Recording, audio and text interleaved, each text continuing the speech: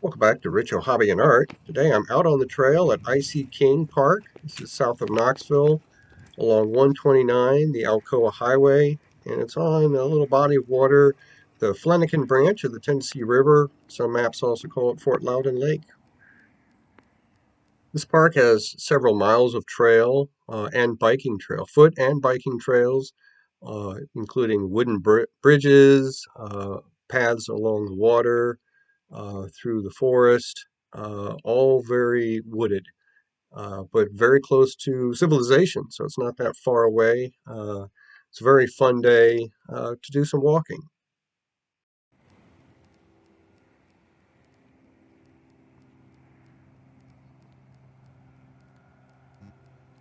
This body of water is the Flanagan branch of the Tennessee River, and so that may play into our first painting today.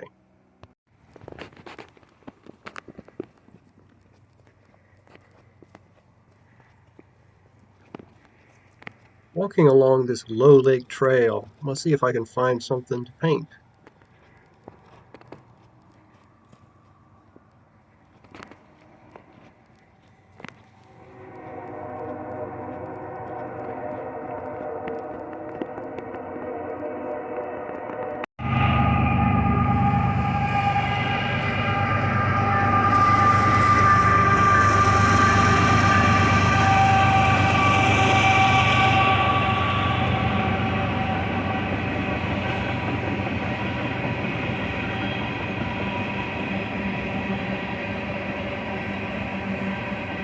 So these passing train cars, the tank cars, are what I want to paint.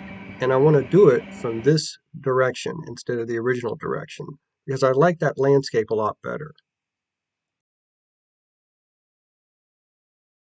So this is going to be painted in acrylic. So I've got a piece of acrylic paper taped down to a wooden board, and I've gone ahead and started sketching my scene.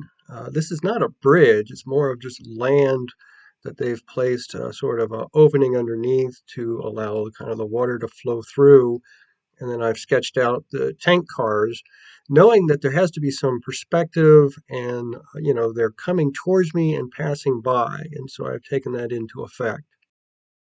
Next thing I do is start adding color. And so I've got the blue, probably a cerulean blue color for the sky, as well as putting some down for the water reflection.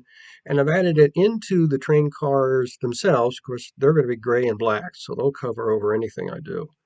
So I'm just getting these first colors down. Next item is start getting the trees in place. Unfortunately, this is a late fall season type uh, environment. So there's no green grass, there's no green leaves, no deep foliage. It's really just the remnants of whatever leaves were there and bare trees. It's not the best time of year to be painting, but that's where we are. Main thing here is adding some color to that sort of ridge or hill that the train is running along. It's going to be a deeper brown gray color, but I just put this light color down to give it some initial tone.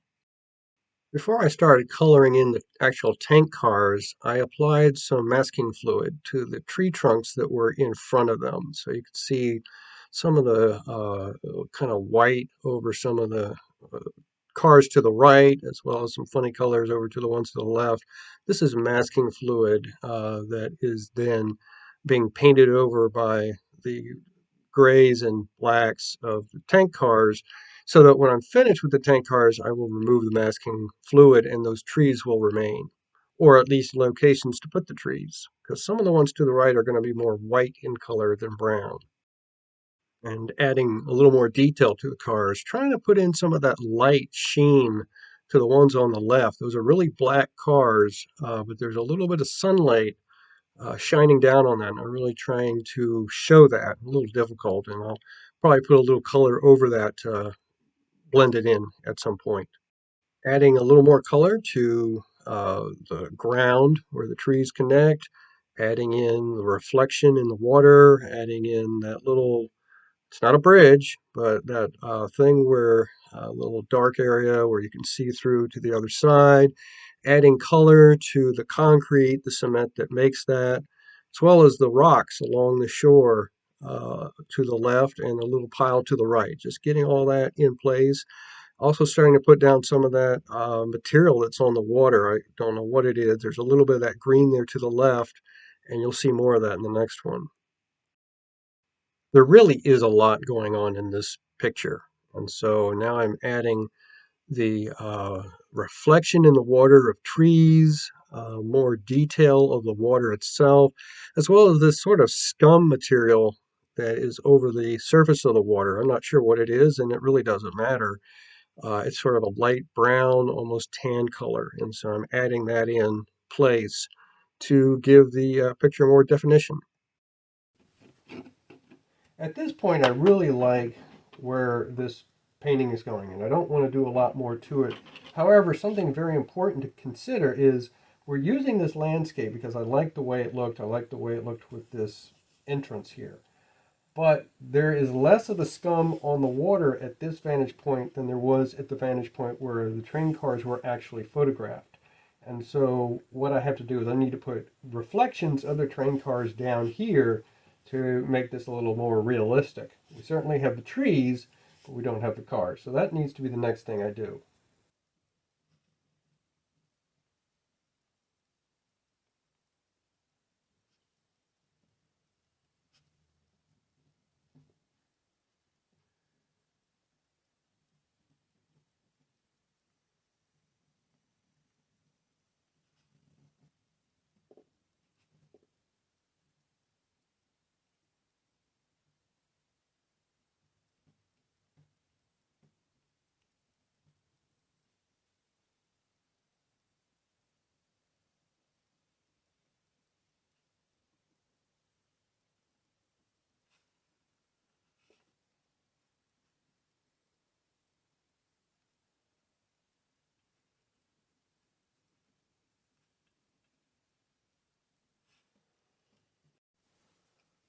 Okay, I think for this one I'm about finished. I've added in the tops of the train cars as best as I could. It's not the greatest looking thing, but reflections are always kind of difficult, especially in water. There's more I could do with the scum, but at this point I really don't want to do a lot of extra work.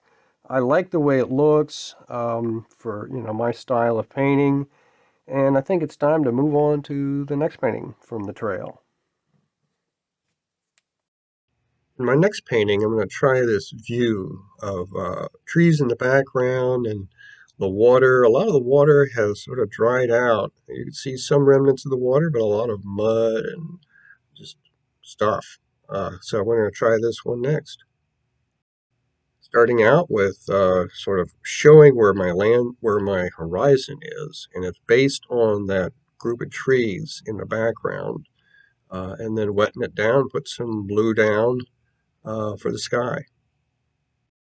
Be sure about my boundaries. I went ahead and put some of the tape down to protect the water area from those trees. And then I went ahead and applied paint, a mixture of green and red, and make a little brown, to using a tree and texture brush that I had used before to give that sort of a fluffy feel, but also a dense feel for the base, and then some of that background off to the right. At this point, adding the water, the colors of the water, and even this dark, little kind of reddish, that's the reflection of the trees. And I had a little difficulty with that because in the photo it's sort of a reddish color, and of course the trees are a reddish brown because it's autumn winter, and it's the tree that's the color that they present. Now adding a little more definition to the color of the water, not the water itself, but the ground below it. Also adding some attempt at shadowing to the left there. I always struggle with shadowing what color because it ends up looking like a comb or growth or vegetation where it shouldn't be. But we'll correct that at some point. At this point, just adding more color to that ground, to that sand and dirt that makes up the bottom of this water feature. So here's the point that we're at now. The glare kind of takes away. I had put some dark colors in the trees here in a vertical form to kind of highlight those trees there. I kind of like how that turned out. With all this paint dried, you really can see a lot of the color variations. And in doing that, I used this color guide from Magic Palette, which is a D. Solon creation, I don't have all of these colors. I was always told red, blue, and yellow are all you need to make any color that you want. But I have used this in the past, especially with acrylic, not so much with gouache or watercolor. But I have used this to basically you take a primary color here, or a dominant color on this side and match it with a mixing color. And you can make any of these colors. Probably works better with oil, mixing oil paints, but it works with acrylic too. You just have to be careful not to get too muddy a color, but for this, muddy colors is kind of what we're looking for. And so I did use that color guide a little bit. So this is about all I'm going to do for the background. There's still a tree and a branch and some leaves and stuff that need to go in the foreground, and I'll get to that at some point. I'm working on a couple other paintings as well. If you had seen the video on painting the trail Big Ridge State Park, you'll remember I did a grist mill. And so this is a grist mill at the Museum of Appalachia near us during the big snowfall we had in January of 2024. It's not my photo and it's not my walk. It was one they posted on social media, but I liked it so much that I wanted to paint it as part of my grist mill collection that I'm doing this year. So it's done in acrylic and shows a very snowy, wintry scene. I'm doing another painting of my father walking in the snow, and here's the lead up to what I've got now.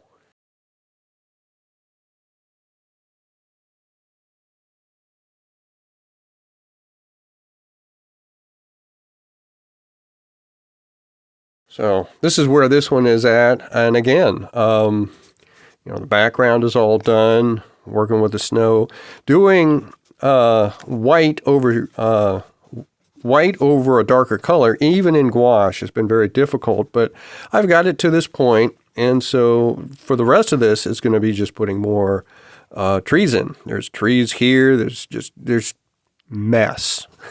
It was a dirty scene, dirty in that there's a lot of things going on, a lot of just trees, what's left of vegetation. All of this snow, for the most part, is in the shade, except there's a little light piece right here, and there's some up here.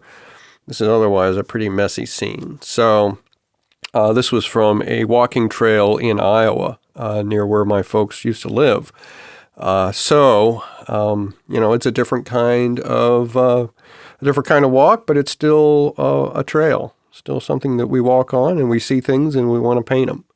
So going forward, I got more to do on this painting, and I got more to do on that, but I'll do that, in my own time. And for this, we'll see you next time on the trail.